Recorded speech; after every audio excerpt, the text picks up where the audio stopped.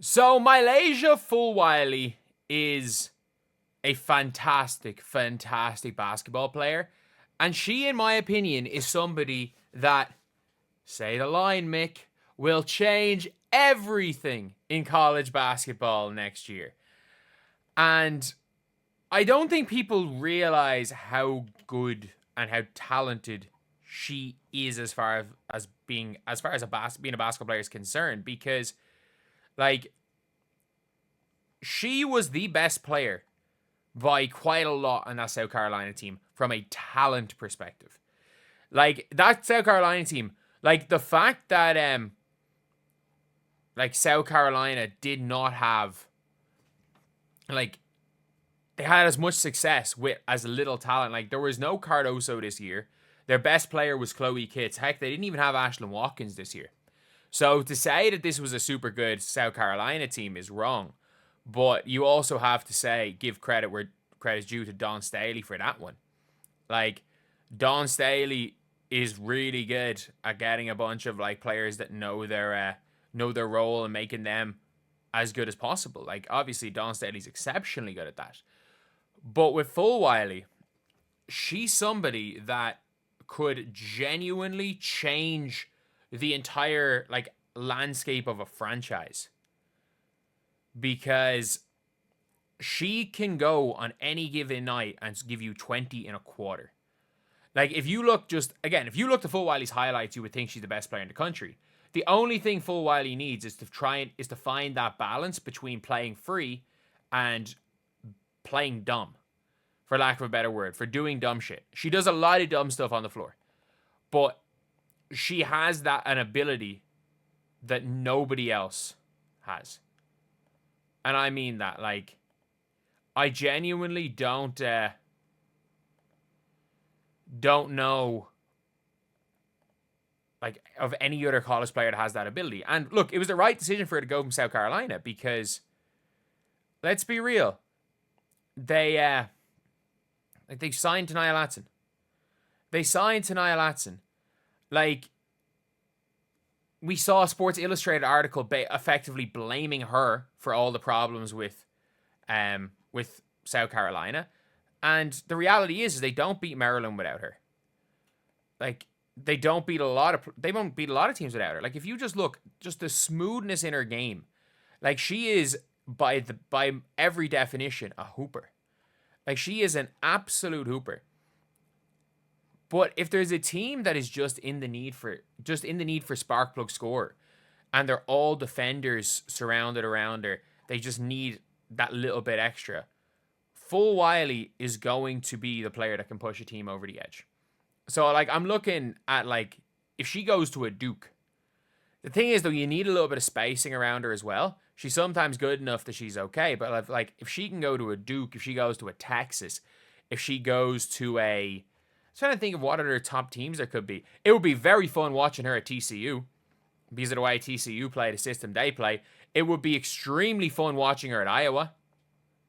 Like, imagine her playing with Hannah Stuelke at the 4 and Ava Hayden at the 5 running the floor.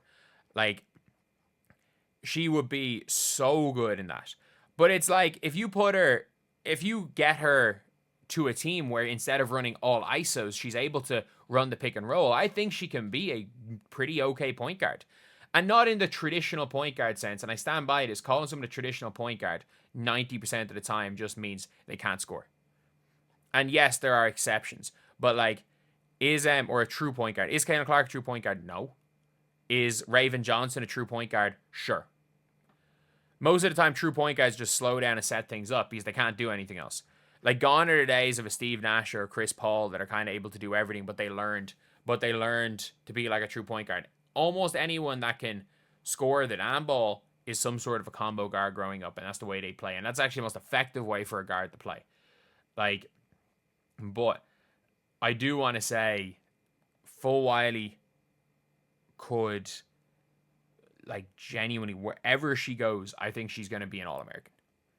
She's going to be an All-American. I can see her, if she goes to a team that plays a bit of an up-tempo system, just on minutes alone. If she ends up playing 20 or 30 minutes a game, she's going to average close to 20 minimum. Like, I could see her averaging 22, 23. I could see her doing what Tania Latson did and be there or thereabouts leading the nation in scoring on a pretty good team. Like, that is what Mylasia Fulwiley has that ability to do. And she did not improve for 2 years at South Carolina. And that's a fact. She did not improve. She was better in her first year at South Carolina than she was in her second year. And that was after a year of being pulled every time she made a mistake. And funniest part is that she almost got worse by the end. And that's the thing where it's like, she's trying to do too, because she plays so few minutes at South Carolina, she was trying to do too much, and Staley didn't like that, and all of these type of things. Like, it was a horrible fit. And I'm not saying I'm not saying Staley's a bad coach, nor am I saying that Fulwiley is a bad player. I think Fulwiley's exceptional. I actually think what's her name's a really, really good coach. I think Dawn is a really, really good coach. So, with that being said, this opens up college ball next year, because you have got probably the only, the most important piece for just the good of the game. You have got a player that is going to be the most fun player in NCAA basketball next year. And if she goes, it'll be interesting to see if she goes to Notre Dame to play with Hannah. It'll be interesting to see, could she go to play in Tennessee? Stay in the SEC? Could she go and could she go and maybe try to lead those young players in Michigan? Maybe, probably not. Could she end up in Ole Miss when they've got the likes of Cody McMahon and stuff, if they're looking to get a team together to win? Or could she go to TCU? It could be